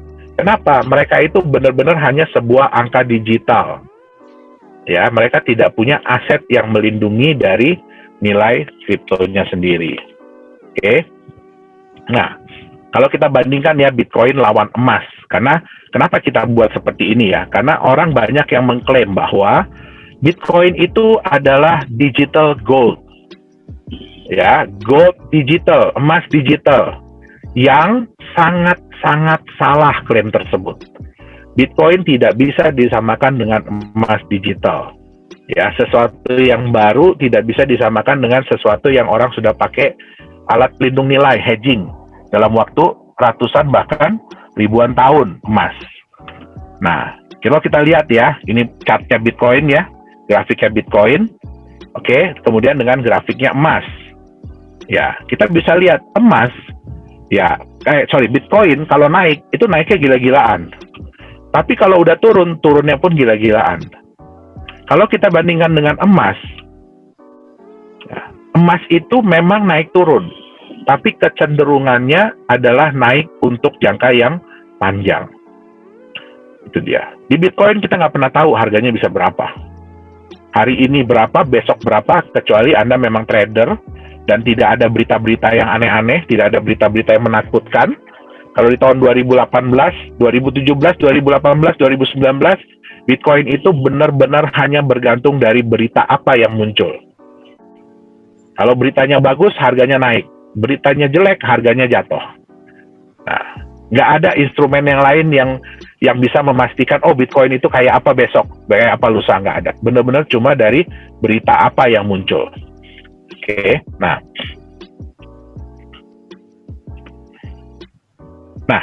ini saya bilang tadi, kenapa orang belum percaya? Orang belum bisa menerima cryptocurrency sebagai the next money. Belum bisa, kenapa? Karena banyak sekali, mungkin teman-teman ada yang pernah tahu yang namanya website coinmarketcap.com. Bisa dilihat di situ, ada 7.000 lebih. Satu hari itu mungkin bisa nambah 100, ya, bisa nambah 50. Nah, kenapa saya bilang tidak bisa disamakan dengan emas? Ya, kita kalau mau ngambil emas, kita mau menambang emas, ya, itu butuh waktu, butuh biaya yang besar, butuh proses, butuh apa istilahnya, kita harus explore dulu segala macam, ya. Nggak bisa disamakan dengan Bitcoin yang tinggal Anda beli mesin mining, Anda pasang terus jalan. Beda, resikonya pun tinggi, ya, kalau kita mau nambang emas. Nah, kemudian ya, orang banyak yang bilang gini, oh biaya menambang emas itu sama dengan biaya menambang Bitcoin. Yang harus diperhatikan adalah besarnya biaya yang dikeluarkan untuk menambang Bitcoin itu karena persaingan, bukan karena tingkat kesulitannya. Beda dengan emas. Nah, makanya kalau kita di Nagaya, kita paling nggak setuju yang namanya cryptocurrency atau Bitcoin itu dibandingkan dengan emas. Ya, jadi nggak bisa. Oke. Nah, yang kedua, kenapa nggak bisa disamakan? Ya, kalau kita mau nambang emas, itu susah. Ya, tempatnya terbatas, izinnya sulit, dan lain-lain. Kalau Bitcoin, kalau kita bicara Bitcoin, mungkinlah sekarang nambangnya susah ya, biayanya mahal. Tapi ada berapa banyak Bitcoin lain yang muncul? Saking mudahnya. Sebagai gambaran nih, kalau teman-teman ada yang mau bikin cryptocurrency ya, ada yang mau coba-coba bikin cryptocurrency, itu cukup dengan $150 udah bisa bikin sendiri. Ya, itu yang disebut dengan token atau menggunakan platform dari Ethereum. Cuma cukup $150 udah bisa bikin. Nah, bagaimana kita membandingkan dengan emas? Ya, duit 1,5 juta bisa nambang emas. Kalau ada, saya mau. Tolong kasih tahu ya. Kalau 1,5 juta bisa nambang emas, kita juga mau dari Nagaya. Oke? Nah, jadi itulah dia. Ya, karena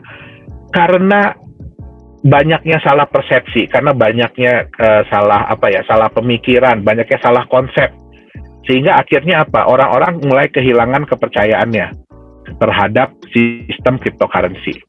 Seharusnya sistem yang bagus, seharusnya sistem yang luar biasa, karena kita bisa menciptakan mata uang dari, oleh, dan untuk kita, untuk masyarakat sendiri. Nah, karena terlalu mudah untuk dibuat, ya, teknologinya ya, terlalu mudah untuk dibuat, sehingga akhirnya apa? Ini contohnya, kehilangan nilai dalam jangka panjang. Pertama, orang antusias dengan konsepnya, dengan visi misinya, apa yang ingin dicapai. Tapi karena kadang-kadang visi misinya terlalu tinggi, terlalu muluk-muluk, ya kan, orang lama-lama wah udah nggak percaya lagi deh. Akhirnya mereka mulai jual. Nah, ini terjadi di lebih dari 90% mata uang kripto yang beredar di dunia saat ini. Ya, bisa dilihat. Ya, harganya pertama bagus, drop, turun. Nah, terus biasanya nih perusahaan yang mencoba untuk ngepump, kalau istilah orang trading ngepump. Tapi sekuat-kuatnya perusahaan ngepump, ya udah, namanya market yang menentukan, ya udah jatuh lagi. Kenapa? Karena benar-benar murni kepercayaan. Anda punya uang banyak, nggak akan bisa mengangkat kepercayaan orang. Kalau memang kepercayaan itu udah jatuh. Oke, udah turun. Nah, ini contohnya lagi. Nah, pertanyaan saya, apakah teman-teman mau punya mata uang yang seperti ini modelnya? Ya, nggak mau kan ya? Baru saya pegang nih, baru saya terima.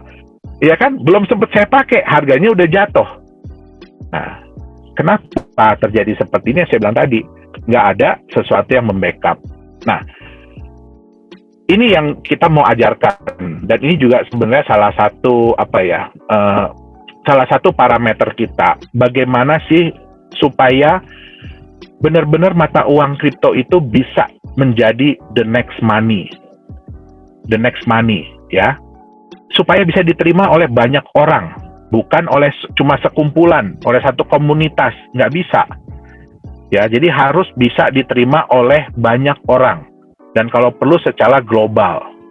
Nah, biasanya mata uang kripto itu dijual dengan konsep ICO, Initial Coin Offering, di mana kita bisa membeli koin mereka, ya. Nah, perusahaannya dapat uang, makanya di sini dibilang ICO itu merupakan pilihan alternatif dari mekanisme penggalangan dana, di mana sebuah startup blockchain itu mengeluarkan token atau koin kripto mereka sendiri, ya, dijual kepada publik sehingga mereka mendapatkan uang fiat, uang cash.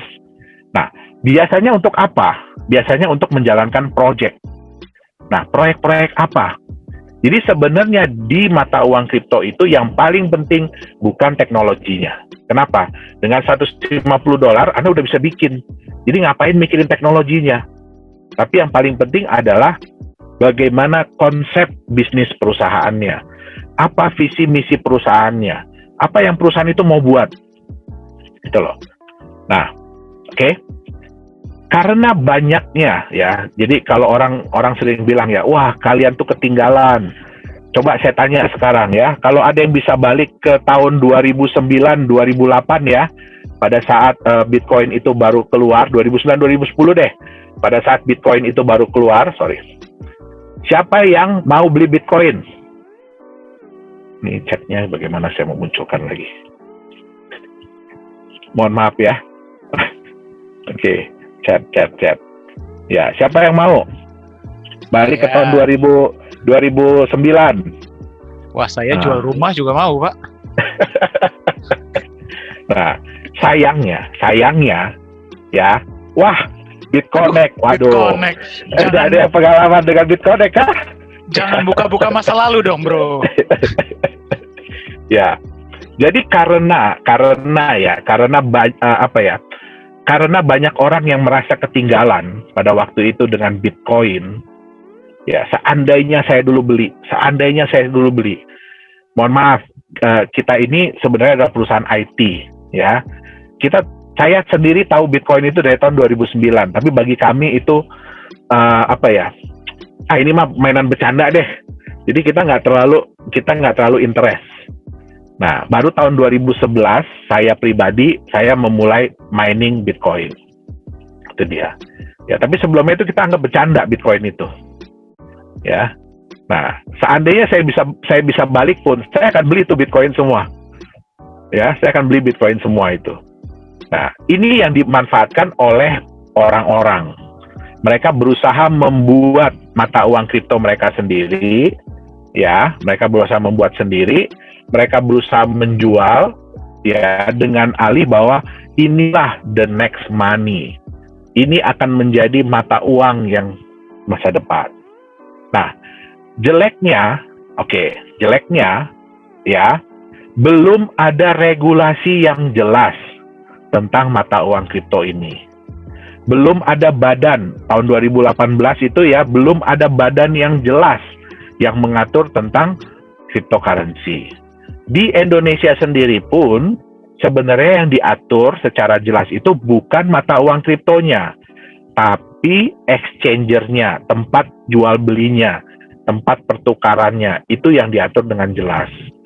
Hanya negara-negara tertentu yang udah mengatur tentang mata uang kripto.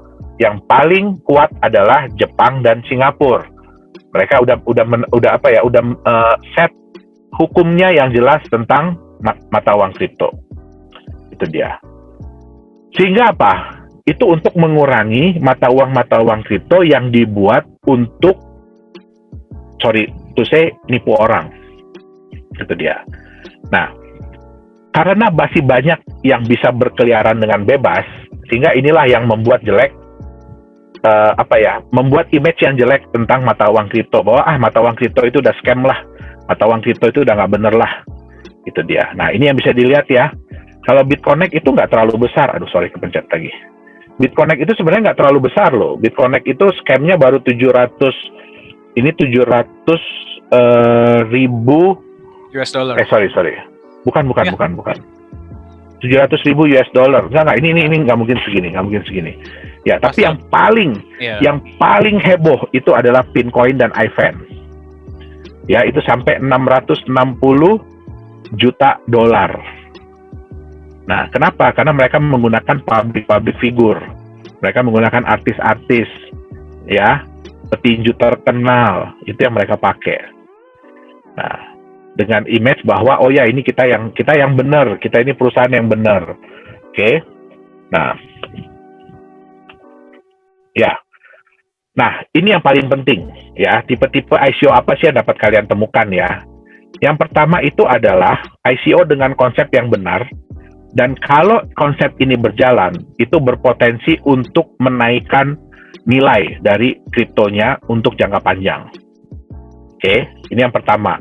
Tapi ini jarang sekali. Ya, yang kedua, ICO dengan konsep bisnis yang tidak realistis. Saya kasih contoh satu ya. Sorry saya sebut nama. Ya, mungkin ada yang tahu Kok saya jadi lupa namanya ya? Apa Pak Dani? Yang bank yang mau dipakai sama bank? Ripple. Ripple. Ya, ini contohnya satu nih, Ripple. Oke.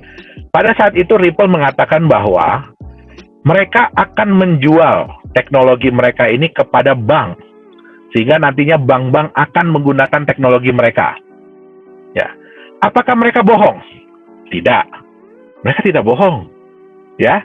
Karena yang mereka bilang adalah teknologi mereka yang akan dipakai oleh bank, bukan mata uang Ripple-nya yang dipakai sama bank. Sehingga pada saat itu orang berbondong-bondong beli. Ya, kenapa? Karena pikirnya, kita beli sekarang nih, nanti kan bank butuh nih pakai Ripple. Ya. Jadi bank pasti akan beli dari kita. Tapi kenyataannya apa? Ya, bank ngapain dia pakai? Bank kan pakainya mata uang fiat, tapi teknologinya yang dipakai.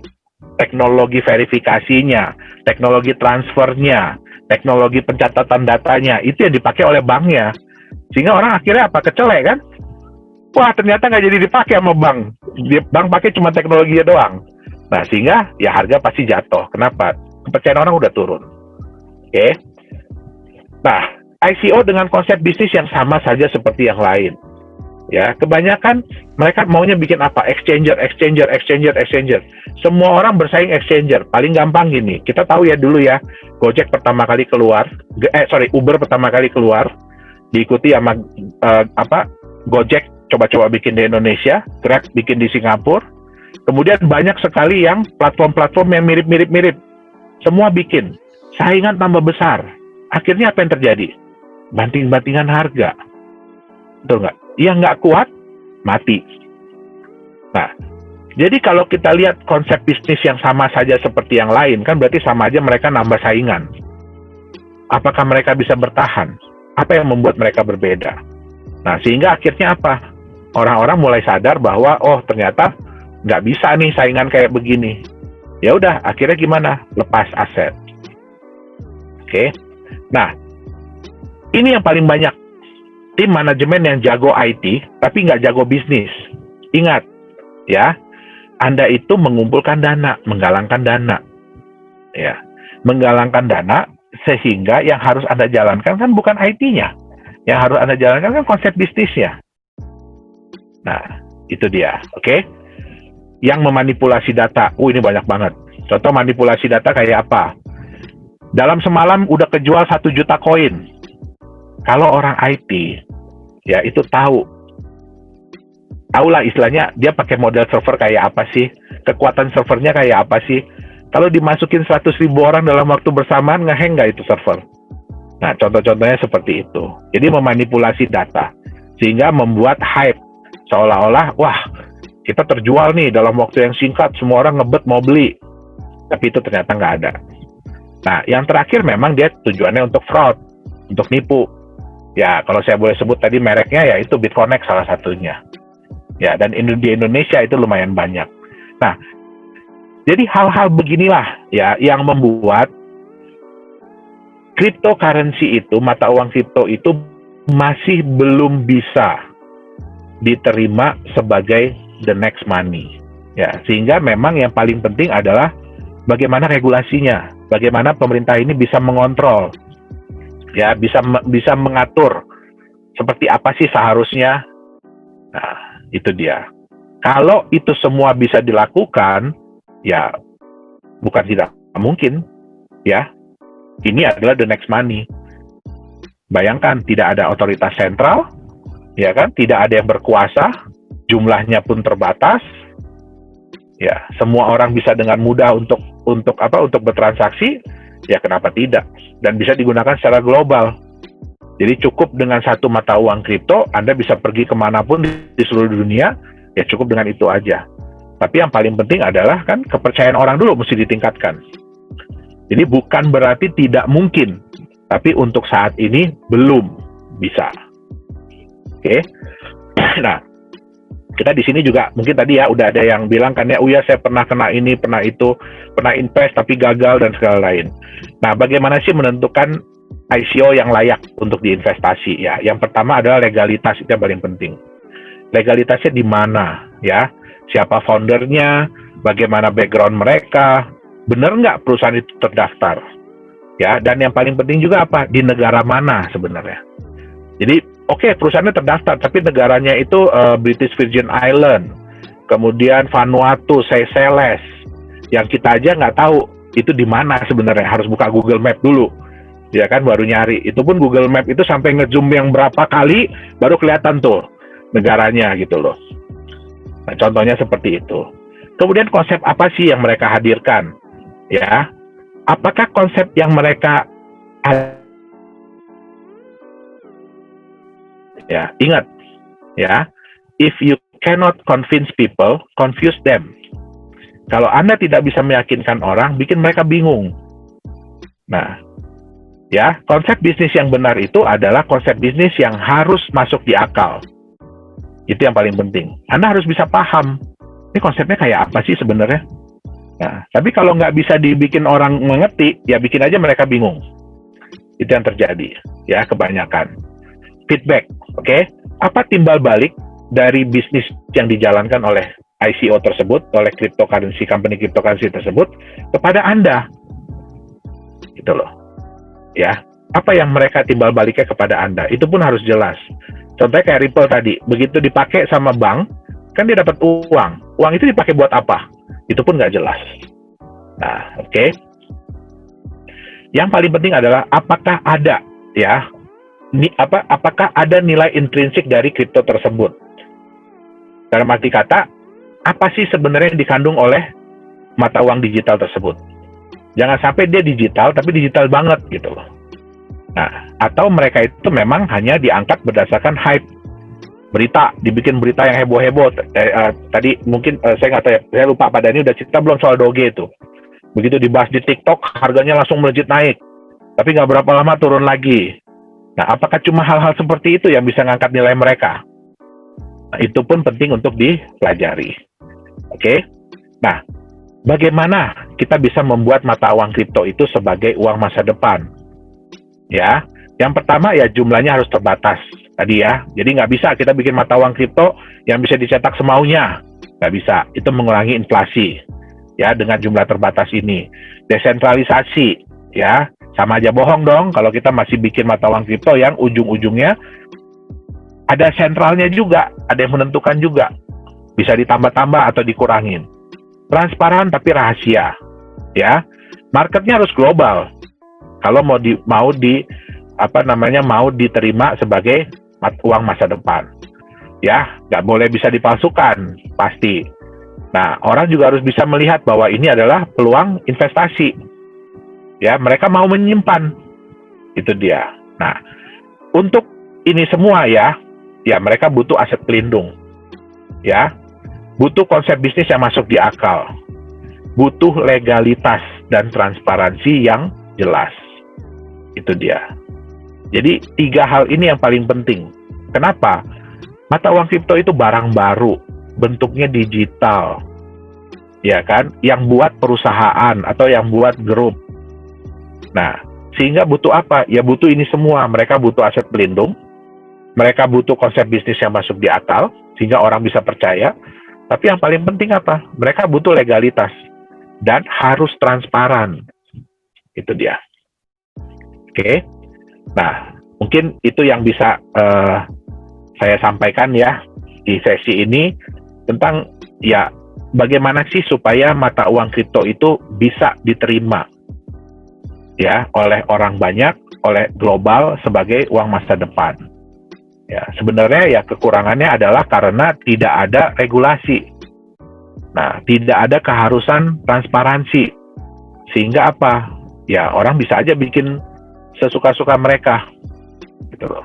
Tapi kalau secara teknologi, secara konsep, ya sistem cryptocurrency, ya, jadi blockchain, decentralized ledger, enkripsi itu sangat-sangat baik, sangat-sangat bagus untuk digunakan sebagai uang masa depan.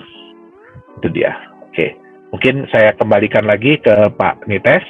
Ya, nanti saya balik lagi dalam sesi tanya jawab. Ya, terima kasih. Oke, terima kasih banyak Pak Johannes ya. Kita belajar banyak ya tentang cryptocurrency ya hari ini dan blockchain. Ya, tadi sempat beberapa teman-teman ada yang udah mulai bertanya ya, mulai bertanya-tanya ya kan, kripto tuh gimana sih, atau nanti bank ada nggak sih seperti itu. Sebelum kita masuk ke sesi tanya jawab teman-teman, tadi kita sempat berbicara ya sedikit mengenai screen saya kelihatan ya. Ya. Tadi kita sempat berbicara ya sebenarnya kok dari awal. Maaf. Oke, kita tadi sempat berbicara sebenarnya kripto itu kan bagus ya, teman-teman ya. Dia itu teknologinya bagus, diciptakan juga dengan niat yang dari kita, oleh kita, untuk kita. Dan apakah bisa jadi mata uang masa depan? Bisa, asal mereka bisa memiliki 3 poin-poin yang tadi kita sharingkan. Yang pertama adalah dia butuh sebuah aset pelindung. Kenapa? Kalau enggak harganya itu volatile, seperti roller coaster. Ya, teman-teman posisikan diri teman-teman sebagai vendor atau sebagai yang menerima mata uangnya. Kalau harganya naik turun, berani nggak diterima? Ya kan? Susah, sulit ya. Yang kedua, butuh konsep bisnis yang masuk akal. Ya, kalau misalnya kita melihat konsep sebuah negara, ya, sebuah negara itu punya mata uang. Ya, mata uangnya itu yang seharusnya ya, saya nggak ngomong yang sekarang, yang seharusnya itu di backup oleh emas, ya kan, di backup oleh emas, dan sebagai negara mereka menjalankan proyek, ya, dan dari proyek tersebutlah, proyek-proyek negara inilah mereka mendapatkan profit, ya, income yang mereka gunakan untuk menambahkan devisa negara. Devisa negara itu adalah ya emas itu sendiri. Kalau memang hanya di print doang, kertas, ya berarti nggak ada nilainya dong uangnya. Ya kan, hanya kertas aja digunakan karena ya saya bilang sebagai pemerintah ya ini bisa, tapi dengan itu naik turunnya juga jadi luar biasa. Dan yang juga hal pentingnya adalah mata uang kripto ini juga butuh yang namanya legalitas dan transparansi, teman-teman. Kalau cuma ngeklaim doang di backup oleh apa juga sama aja bohong, betul nggak? Ya, jadi itulah kenapa sebenarnya kita dari Nagaya, teman-teman. Ya, aku akan sharing sedikit ya. Kita dari Nagaya, ya saya, Pak Johannes dan tim itu kita ingin menciptakan sebuah mata uang kripto yang benar, yang proper. Ya, yang mengikuti konsep uang yang seharusnya. Ya, jadi nanti kita akan sharing bagi teman-teman yang ingin tahu lebih lanjut mengenai Nagaya. Ya, tapi sedikit saya akan sharing sebenarnya Nagaya itu apa sih? Ya, Nagaya itu sebagai mata uang kripto, ya, sebagai mata uang kripto adalah bukti digital kepemilikan sejumlah emas murni, yang berarti setiap koin Nagaya ini di-backup oleh emas murni. Ya, itu seperti mata uang yang seharusnya. Tadi kita lihat ya, nilai emas itu jauh lebih stabil dengan kecenderungan naik. Dan juga ya, Nagaya juga akan menjalankan proyek-proyek real ya. Dari proyek-proyek ini ke depan yang akan menambahkan cadangan devisa emas dari Nagaya tersebut. Ya, yang berarti kalau teman-teman nanti berinvestasi, misalnya membeli beberapa Nagaya, itu di backup emas dan emasnya bisa naik seiring waktu. Ya, dan juga ada yang namanya dividen tunai. Ya, bagi para pemegang. Nah, bagaimana kita bisa meningkatkan kepercayaan dari investor terhadap Nagaya? Ya kan? Kalau kepercayaan naik, harga juga naik dong. Betul nggak? Ya, inilah cara-cara kita. Yang pertama, kita memiliki cadangan emas yang disimpan di Singapura. Ya, nanti teman-teman boleh lihat, ya kan? Boleh lihat lebih dalam ya mengenai Nagaya. Kemudian kita juga menjalankan proyek-proyek real. Proyek-proyek ini surat-suratnya jelas, ya sertifikatnya jelas dan sebagainya. Ya, terus kemudian seperti yang tadi kita cerita, bagi setiap pemegang itu cadangan emasnya bertambah seiring waktu dan juga akan ada dividen tunai setiap bulan. Ya, dari koin yang dipegang. Terus kemudian legalitas dan transparansi kita jaga ya teman-teman ya. Kita terdaftar resmi di pemerintah Singapura, kita juga diaudit ya, proyek-proyek kita pun diaudit. Jadi nanti hasil auditnya segala macam teman-teman bisa lihat di website Nagaya. Ya. Terus kedepannya Nagaya ini juga kita ciptakan agar punya utilitas. Ya berarti percuma kalau kayak Dogecoin, tadi Pak Johannes sempat cerita ya. Kalau kayak Dogecoin percuma ya kan, Dogecoin dibikin hype di TikTok, harganya naik luar biasa, ya kan? Terus abis sebentar, karena sudah mencapai titik jenuh, dia naik lah, dia turun lagi. Turunnya hampir 30% dalam kurang dari 36 jam. Kenapa bisa? Karena mereka tidak ada utilitas yang pertama, yang kedua tidak di backup oleh aset apapun. Jadi hanya kepercayaan dan hype saja. Ya. Dan kemudian tambah lama jumlahnya, Nagaya ini jumlahnya fix 50 juta, tambah lama jumlahnya berkurang.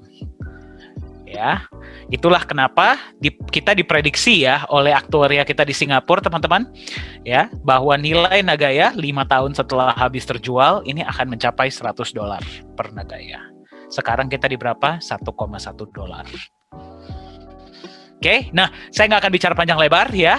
Nanti kalau teman-teman ingin tahu lebih lanjut mengenai Nagaya, ya kan cara kerjanya bagaimana sih, terus kalau ingin belajar lebih dalam dengan Pak Johannes, dengan saya ya, kita ada webinar minggu depan, ya bahasa Inggris itu hari Kamis, bahasa Indonesia itu hari Jumat.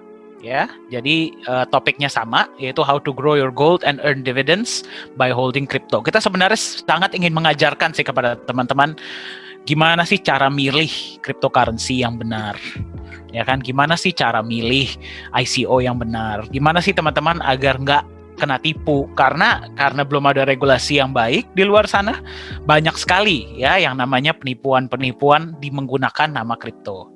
Ya, jadi kita ingin membimbing lah ya teman-teman agar tidak salah langkah ketika investasi di kripto. Karena apakah ada peluangnya? Besar teman-teman ya, peluang di kripto ini besar sekali. Ya, tapi dengan besar peluang, besar juga tantangan yang muncul bersama dengan peluang tersebut ya. Jadi bisa visit website kita di www.nagaya.co. Ya, kita juga ada di YouTube Nagaya Technologies, Instagram, Medium, Twitter, dan kita juga ada WhatsApp. WhatsApp ini bagi teman-teman yang ingin tanya jawab dan segala macam. Sekarang kita akan sesi Q&A, tapi jika nanti misalnya pertanyaannya belum terjawab ya, bisa nanti ditanyakan di WhatsApp kita. Oke, itu saja sedikit mengenai Nagaya dan apa yang kita lakukan ya. Oke, sekarang mungkin kita buka sesi Q&A aja ya. Kita buka sesi Q&A agar teman-teman yang punya pertanyaan bisa bertanya langsung kepada Pak Yohanes. Ya, nanti kita akan bantu jawab. Silahkan teman-teman, silahkan saya kembalikan kepada komite yang mungkin mau memimpin sesi Q&A.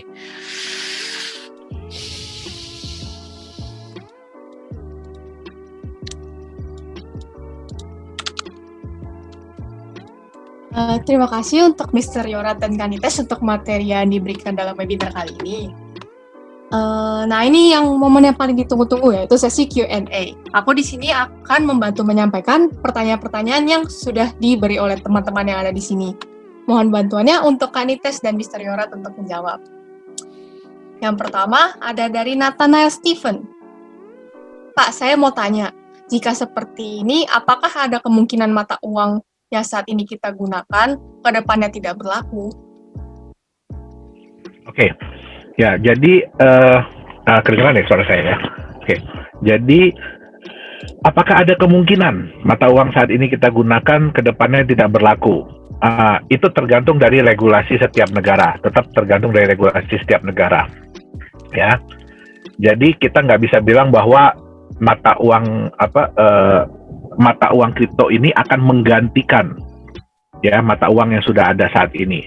Tapi dia memberikan satu alternatif mata uang baru ya yang dipercaya oleh banyak orang, yang bisa digunakan oleh banyak orang, terutama untuk apa? Untuk mentransfer. Jadi kalau kita dari Indonesia pergi ke mana, itu kita nggak perlu mikir lagi ini mau pakai yang mana ya. Terutama kalau kita dengar saat ini kan banyak negara-negara yang nggak mau lagi pakai dolar, ya kan? Nah, kalau itu sampai terjadi, artinya apa? Ya, kita lebih susah lagi kan. Kalau dulu kita tinggal pegang US dollar, kita mau ke negara manapun, mereka bisa terima. Tapi kalau US dollarnya berantem begini, ada negara-negara yang nggak mau pakai, kan kita ribet juga jadinya. Nah, jadi bukan menggantikan, tetapi menciptakan satu mata uang baru. Itu dia. Pertanyaan yang selanjutnya? Ya. Untuk pertanyaan selanjutnya ada dari Monik. Apakah tidak ada kekurangannya? Oke. Kekurangannya pasti ada. Ya. Yang tadi saya sudah sampaikan, kekurangannya dari mata uang kripto ini adalah karena terlalu mudah untuk dibuat. Ya, terutama yang saya bilang tadi, kalau kita pakai base Ethereum, itu sangat mudah dibuat. Hanya dengan $150, teman-teman di sini bisa bikin sendiri. Jadi semua orang bisa menciptakan mata uang kripto mereka sendiri-sendiri. Itu kekurangannya. Yang kedua adalah belum ada regulasi yang jelas. Ya, seperti apa sih seharusnya mata uang kripto itu, pertanggungjawabannya seperti apa, ya kan, transparansinya seperti apa. Nah, kalau kita bicara negara ya, kita bandingkan antara negara dengan developer. Kalau negara itu bisa memaksa. Ya, Indonesia pokoknya harus pakai rupiah.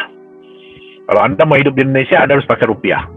Anda mau hidup di Korea, Anda harus pakai won. Anda mau hidup di Singapura, Anda harus pakai Singapura dollar. Mereka bisa ada kemampuan untuk memaksa. Ya, jadi mau nggak mau kita harus pakai itu. Tapi di dalam developer itu nggak ada. Seperti itu. Ya. Di negara, ya setiap negara itu pasti nggak mau dong mata uangnya hancur. Betul nggak? Mereka akan berusaha keras ya untuk mempertahankan mata uangnya. Tetapi kalau di developer, ya mohon maaf, itu kan individu ya. Jadi kalau mereka memang dari awalnya sudah tidak ada itikat baik, sudah tidak ada konsep yang jelas, ya mau harganya jatuh pun suka-suka mereka. Makanya di sini yang paling penting adalah regulasinya seperti apa. Terus bagaimana perusahaan itu ya mau transparan atau enggak, konsep bisnisnya jelas atau enggak. Jadi kalau dibilang apakah ada kekurangan, banyak kekurangannya. Tapi kekurangan itu adalah kekurangan karena ini barang baru. Jadi walaupun udah 10 tahun ya orang tahu tentang Bitcoin, tentang cryptocurrency, tapi tetap ini adalah barang baru yang belum disentuh oleh otoritas. Jadi dalam arti kata belum diatur. Harusnya seperti apa sih? Itu dia. Kalau secara teknologi kekurangannya sangat minim. Ya, kekurangannya sangat minim. Tetapi yang jadi masalah adalah ya dari developer masing-masing. Apakah mereka memang membuat konsep ini tujuannya untuk apa? Apakah tujuannya untuk biar bisa diterima secara global atau tujuannya hanya untuk mengumpulkan uang? Itu yang bisa saya jawab.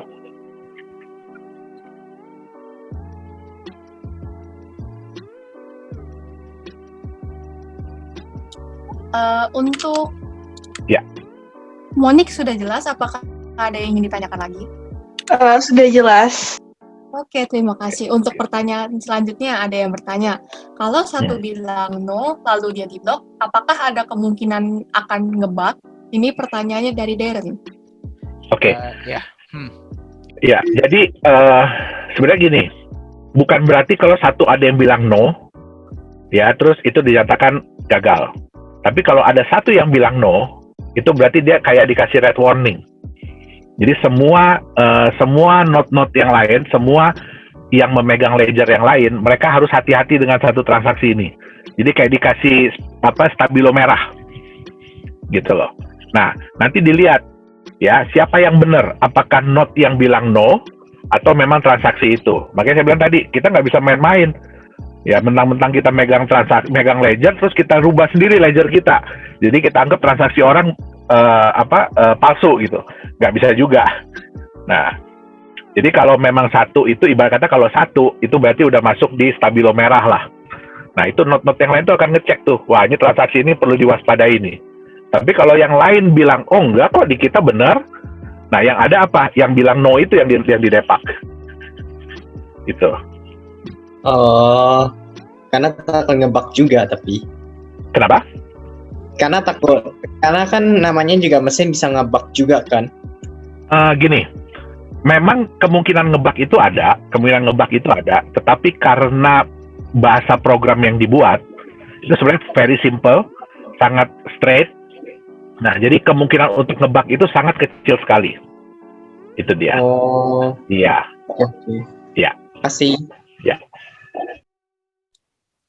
Untuk pertanyaan selanjutnya, dari Nathanael Stephen, kalau begitu bisa-bisa bank tidak ada lagi ya, Pak? Oke. Jadi gini, kalau dibilang bank tidak ada lagi, bank itu kan sebenarnya mengakomodir kebutuhan masyarakat, betul nggak? Kalau masyarakat butuh rupiah, butuh tempat untuk menyimpan rupiah, butuh tempat untuk berinvestasi, mereka akan menyediakan itu. Nah, termasuk salah satunya adalah kalau cryptocurrency atau mata uang kripto itu mulai dipercaya, mulai digunakan oleh orang-orang di negara tersebut, ya bank pasti nggak mau ketinggalan dong. Bank pasti akan berusaha juga untuk memanfaatkan kesempatan yang ada. Contoh, di Switzerland itu sudah ada bank-bank yang menerima penyimpanan mata uang kripto. Itu dia. Jadi apakah bank nanti nggak ada? Bukan berarti bank nggak ada. Bank itu hanya tempat kita bertransaksi, tempat kita menyimpan. Jadi dia adalah pihak ketiga yang membantu kita untuk menyimpankan, yang membantu kita untuk bertransaksi. Nah, kalau mereka lihat, wah ternyata ada peluang bisnis nih, banyak orang yang pakai mata uang kriptonya, ya udah mereka pasti akan nampung juga. Gitu. Apakah untuk Nathanael Stephen sudah bisa dipahami? Paham Pak, makasih. Ya, terima kasih. Untuk pertanyaan selanjutnya ada dari Mark Foley. Pak, kalau currency Nagaya didasarkan atas proyek-proyek nyata, berarti value dari currency itu sendiri didasarkan oleh ketersediaan project kah? Oke. Jadi sebenarnya gini, Nagaya itu menggabungkan ya tiga instrumen investasi yang sudah ada. Yang pertama adalah emas. Emas itu fungsinya buat apa? Emas itu fungsinya buat melindungi nilai. Ya, tetap yang namanya kita bisnis, yang namanya kita usaha, pasti ada resiko. Nah, kenapa kita backup dengan emas? Karena itu untuk melindungi nilai. Kita lihat ya tadi ya, 90% mata uang kripto itu jatuh di jangka panjang dan kemudian hilang. Yang kedua, kita menggunakan konsep dari saham, stok. Ya, kita menggunakan konsep daripada saham, stok. Makanya kita menjalankan proyek-proyek real. Yang ketiga, kita menggunakan sistem cryptocurrency. Kenapa? Saham dan emas itu punya keterbatasan. Walaupun mereka dibilang global, tetapi contoh, kita beli saham di Indonesia, kita nggak bisa jual saham kita di Amerika. Ya, contoh saham BRI. Ada di Indonesia, ada di New York Stock Exchange. Tapi apakah kita bisa jual saham BRI kita dari Indonesia ke Amerika? Nggak bisa. Walaupun harga di Amerika sedang tinggi-tingginya. Itu keterbatasan. Kripto, kita beli di Indonesia, Bitcoin, kita mau jual di Amerika pada saat harga di Amerika tinggi, bisa. Nah, karena permintaan pasarnya yang sangat besar, makanya harga cryptocurrency itu bisa meningkat tinggi. Nah, konsep Nagaya ini sebenarnya yang tadi mungkin Pak Dhani agak cepat ya ceritanya ya. Kita itu nantinya akan menambahkan emas yang membackup. Jadi setiap Nagaya itu emasnya nambah. Nah, Kalau teman-teman nih, ya megang sesuatu yang digital, tapi teman-teman tahu bahwa itu ada emasnya dalamnya. Sebenarnya ada kandungan emasnya asli. Dan dengan menyimpan, emasnya nambah terus. Kira-kira tambah sayang nggak sama Nagayanya? Kalaupun ada yang mau beli, ada yang mau nawar, wani piro, betul nggak? Berani berapa dulu? Naiknya berapa? Nah, yang kita cari nantinya adalah nilai market dari Nagayanya. Itu dia. Jadi bukan cuma dari, bukan dari value proyeknya, dari proyek-proyeknya ya ada apa enggak. Nah, itu dia.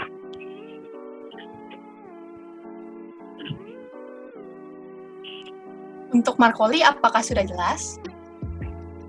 Oh, dijawab. Oke, Pak, terima kasih. Ya, sama-sama. Lalu, untuk pertanyaan selanjutnya dari Vincent Cianatan. Dia bertanya soal pajak cryptocurrency di Indonesia itu bagaimana? Oke, jadi kalau pajak cryptocurrency di Indonesia ya, saat ini itu masih belum jelas. Ya, cryptocurrency di Indonesia itu masih dianggap sebagai komoditas. Komoditas dalam arti kata barang. Nah, di Indonesia kalau dianggap sebagai barang, kalau kita mendapatkan keuntungan dari selisih barang itu pada saat kita jual dan kita beli, itu kita harus bayar pajak. Itu dia. Tapi kalau harganya tetap atau harganya turun, ya kita nggak bayar pajak lagi. Itu dia. Jadi kalau ada selisih keuntungan.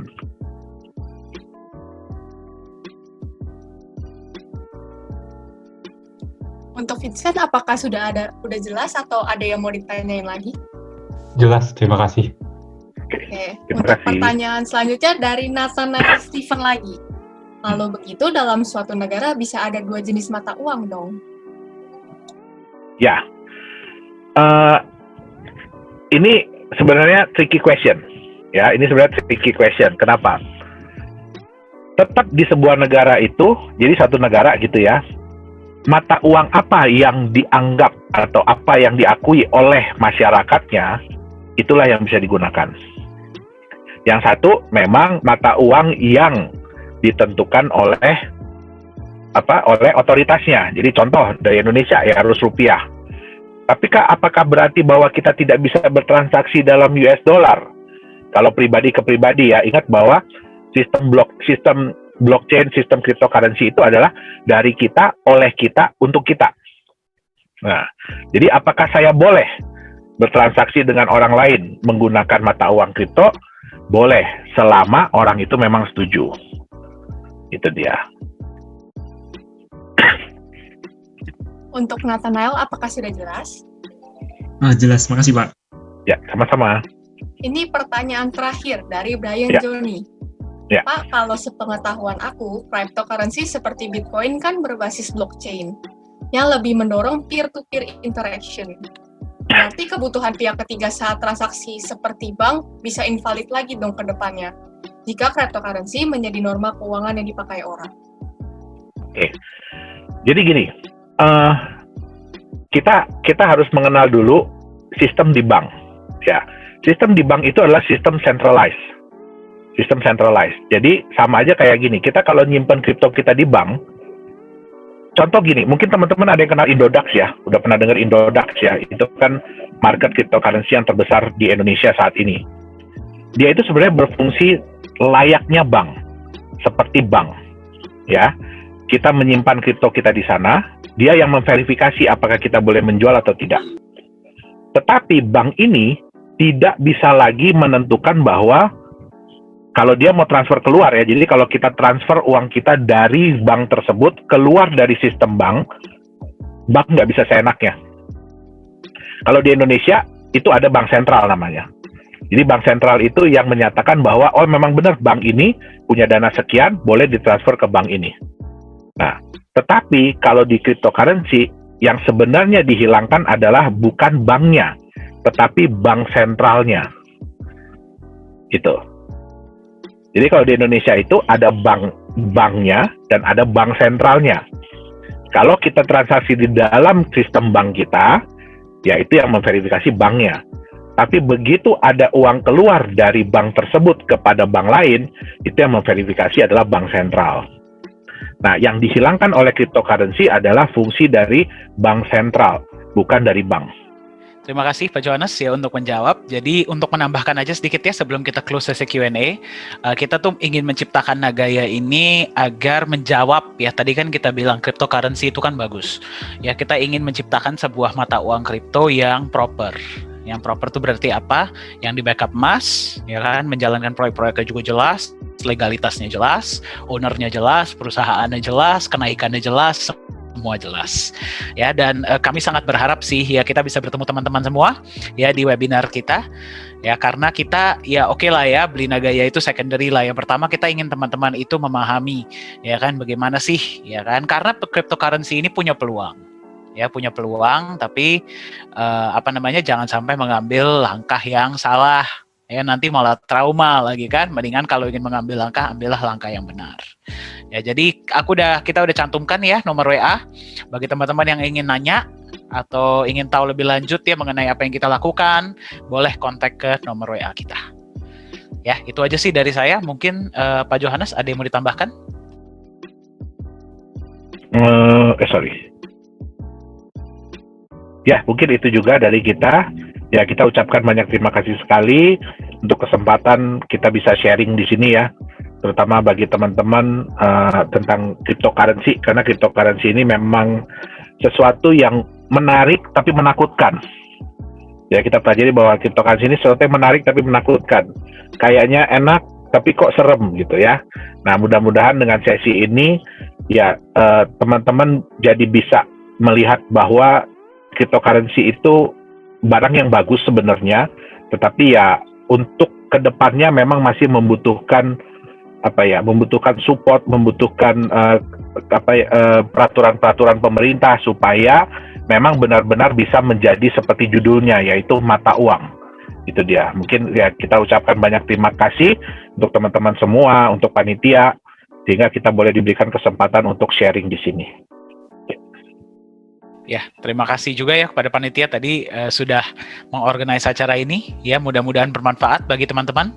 Ya, kita bisa keep in touch setelah acara ini juga. Ya, saya akan kembalikan sekarang kepada panitia. Silakan, panitia. Terima kasih Mr. Yorat dan Kak Nites untuk waktunya dan untuk jawabannya. Secara singkat bisa disimpulkan bahwa cryptocurrency adalah sebuah mata uang yang dibuat oleh dan dari untuk kita, atau bisa dibilang aset digital untuk mereka yang sudah lelah dengan otoritas bank sentral, yang dirancang dengan kriptografi, sistem blockchain, dan ledger yang terdistribusi dengan karakteristik terbatas sehingga bisa mengurangi inflasi. Regulasi dengan konsensus, program yang mengatur bukan bank sentral. Tidak ada pihak yang dipercaya dan transparan pula. Sebelum kita mengakhiri acara ini, ada baiknya kita berdoa terlebih dahulu. Doa akan aku pimpin secara universal. Ya Tuhan, terima kasih telah mengumpulkan kami semua dalam webinar kali ini. Dan kami mampu menjalankan webinar ini dengan lancar. Semoga kami dapat menggunakan ilmu ini untuk sesuatu yang lebih baik ke depan. Terima kasih Tuhan. Amin. Oke, terima kasih semuanya untuk kalian yang sudah mengikuti webinar ini sampai selesai. Jangan lupa untuk membuka akun sosial media yang dimiliki BSSI. Reka ulas seminar ini akan diupload di akun YouTube milik BSSI. Sudah bisa live ya teman-teman. Terima kasih semuanya.